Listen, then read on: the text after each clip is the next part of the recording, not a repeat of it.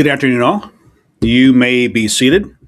And I do want to thank you for coming in. I'm sure you guys are getting a little hot out there, but this is going to be the last event today until this evening. We got an event going on, so you'll get a chance to go to the hotel and cool off. But thank you very much for coming here this afternoon.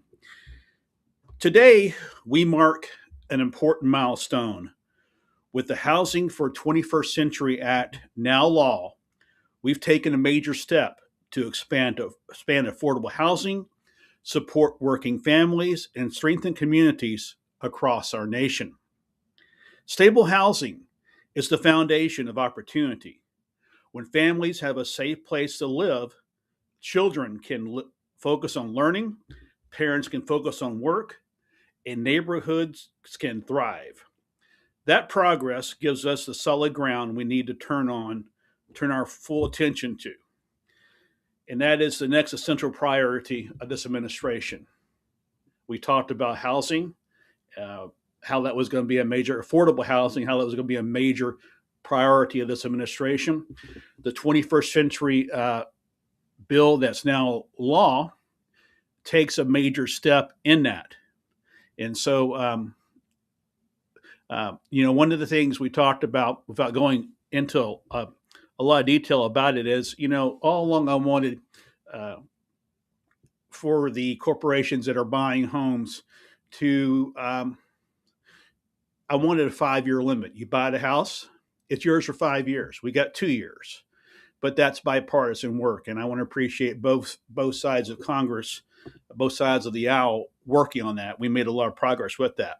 But now let's turn the page to education, and that's why we are advancing back to basics. Back to basics is about restoring excellence in America's classrooms.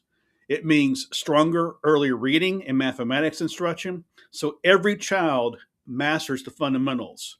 It means uh, better support for our teachers and the heart of our education system. They are the heart.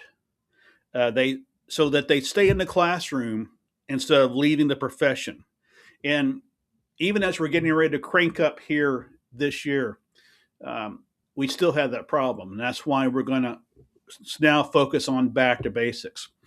We've got to get teachers in the classroom who are willing to make a commitment to it. You heard me say this time and time again.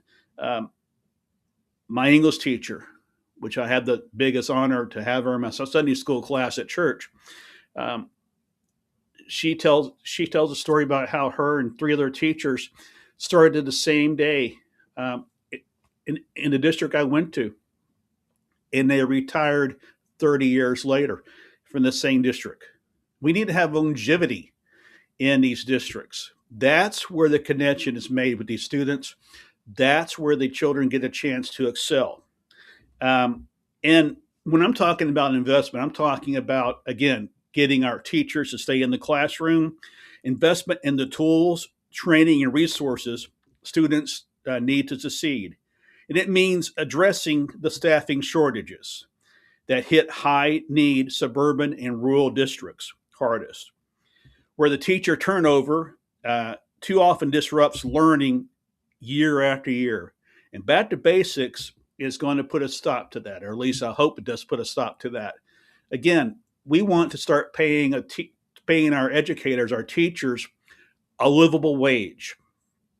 Too many of our teachers in this country are at or below the poverty level.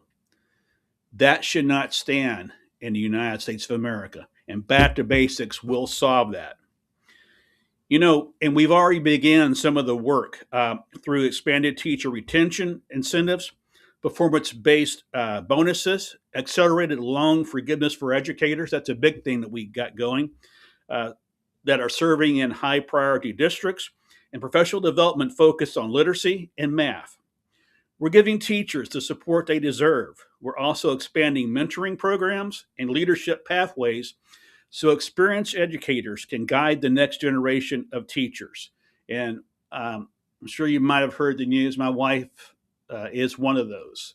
And I don't think a whole lot of people know about this, but she is to become a principal at her district, and I'm very, very proud of her.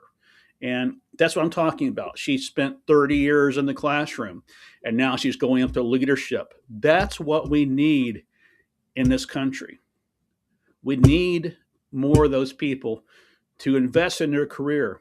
Too many of our teachers are starting their careers at 7:30 a.m. and leaving at 3:15 the same day. I've seen it happen. That should not happen.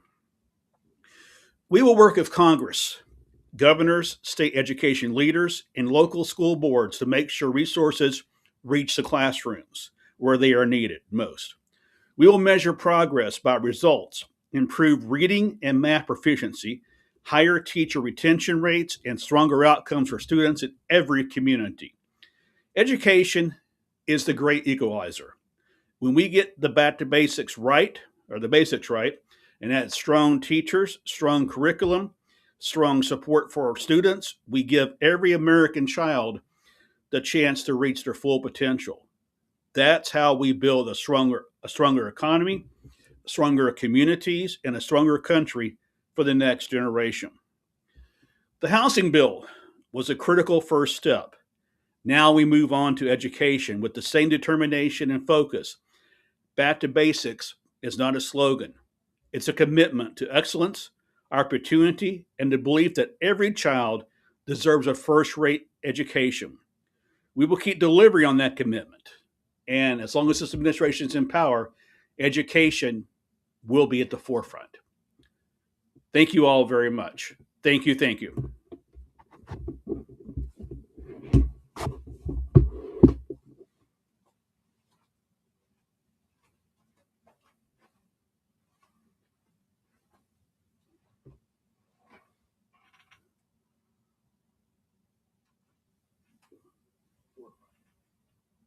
Thank you all very much.